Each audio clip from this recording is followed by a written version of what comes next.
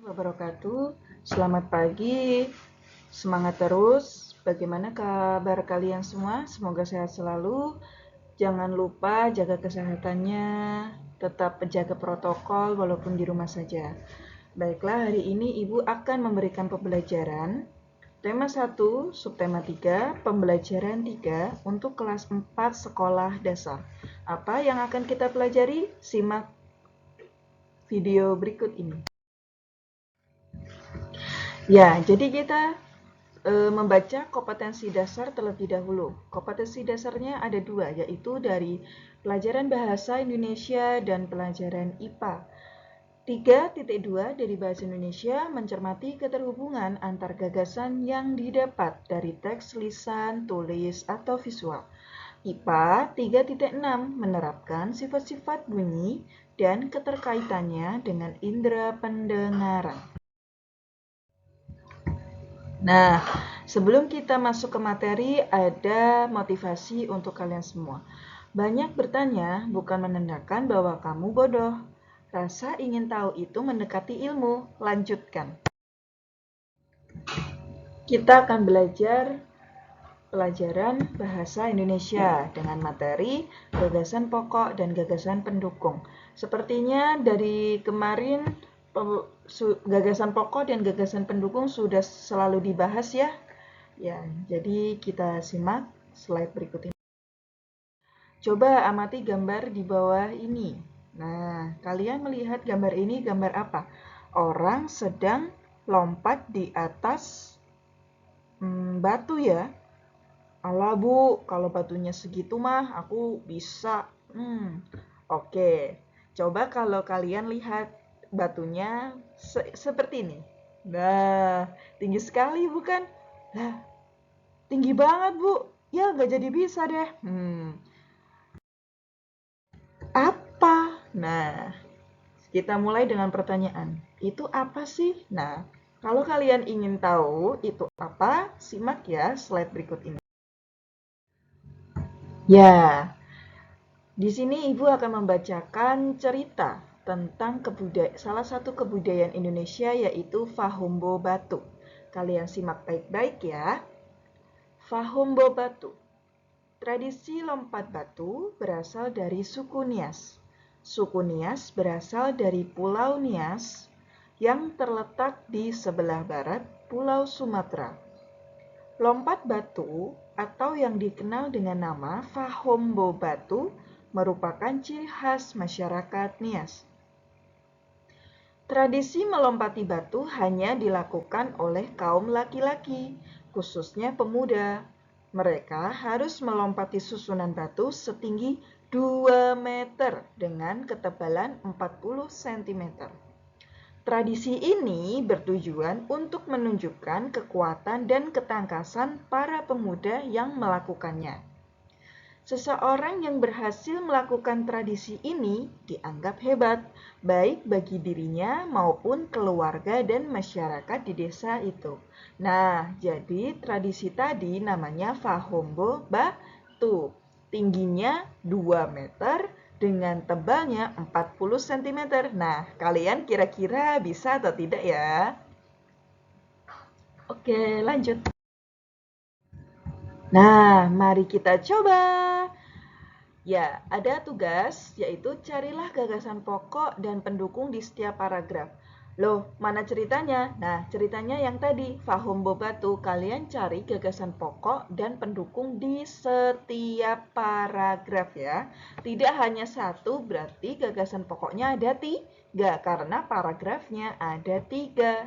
Nah, gagasan pendukungnya ada berapa? Nah, kalian bisa bertanya dengan orang tua ataupun guru kalian sendiri. Lanjut. Nah, yang kedua, kita akan mempelajari pelajaran IPA dengan materi yang pertama, pemantulan dan penyerapan bunyi. Yang kedua adalah macam-macam pantulan bunyi. Nah, simak berikut ini ya. Nah, ini sepertinya sudah diajarkan kemarin, Ibu ya akan mengulang saja. Bunyi dapat memantul apabila perambatannya dihalangi oleh benda yang keras. Contohnya, benda yang keras itu ada kaca, dinding, kayu, besi, dan masih banyak lagi. Coba kalian teriakkan suara kalian di dinding yang tertutup, maka suara kalian akan memantul. Yang kedua, bunyi juga dapat diserap. Nah, benda-benda yang mampu menyerap itu permukaannya pasti lunak eh, atau seratnya pasti lebar-lebar. Contohnya, karpet, goni, kertas, kain, busa, wol, dan masih banyak lagi. Intinya yang lunak-lunak, kalau yang diserap, kalau yang memantul yang keras, kayak gitu. Lalu, apa ya macam-macam bunyi pantul? Nah, di sini bunyi pantul ada dua. Yang pertama ada gaung atau kerdam. Gaung itu apa sih? Nah, simak berikut ini ya. Jadi, gaung itu terjadi apabila bunyi yang dipantulkan jaraknya tidak jauh dari dinding. Artinya ketika kalian berteriak itu dekat dengan dinding. Itu pasti akan menimbulkan gaung. Hal itu menyebabkan datangnya bunyi pantul bersamaan dengan bunyi asli. Jadi, suaranya itu tidak jelas kalau gaung. Itu ciri khas dari gaung. Ingat-ingat, suaranya tidak jelas itu dari gaung. Yang kedua, itu ada gema. Gema itu terjadi dindingnya jaraknya jauh. Nah, kalau gaung itu tadi jaraknya dekat kan? Kalau gema itu jaraknya jauh. Contohnya itu ada di pegunungan, gua, lembah. Nah, coba kalian yang pernah piknik ke pegunungan, ke gua, ke lembah, pernah berteriak belum? Kalau kalian berteriak di gua, pasti suaranya memantul. Coba saja kalau besok sudah tidak PPKM, boleh piknik, ketika liburan sekolah, kalian berteriak di gua. Kalau ditanya, kenapa berteriak? Coba ada gema tidak? Katanya untuk membuktikan. Nah, seperti itu. Lanjut. Ya, mari kita coba. Nah, sekarang ada tugas. Bunyikan kedua botol di dalam ruangan dan di luar ruangan. Apa perbedaannya? Jelaskan. Maksudnya ini, kalian sediakan 2 botol bekas di rumah.